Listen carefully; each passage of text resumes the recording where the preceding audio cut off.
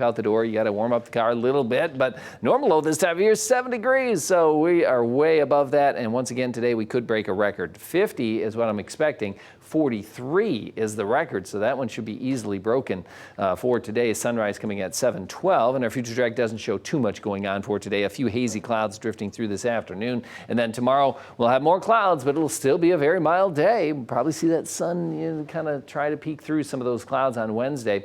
Thursday, though, pretty cloudy, not much sun, and a few showers, and maybe even a couple rumbles of thunder, because it will still be very mild on Thursday. We're talking about low 50s, and that activity is going to kind of taper off. We might see a couple of spotty showers come in from the west on Friday, but nothing major.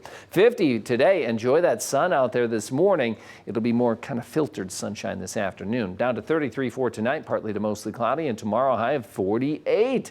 Cloudy skies, southeast wind, and we'll see the clouds continue on Thursday with that rain moving down through. Might be a tenth of an inch or two, nothing real heavy, but don't be surprised to hear a couple rumbles of thunder perhaps. 44 on Friday, and there's a chance for a couple of showers, maybe mixing with a couple flakes of snow later in the day, especially in the Northwoods, and a slight chance we might see some flurries over the weekend. But the main change is cooler weather. It'll stay cooler into next week with highs mainly in the 30s. Well, the deer certainly have been enjoying the mild weather recently, as you see here from this picture in the town of Saratoga from Kathy.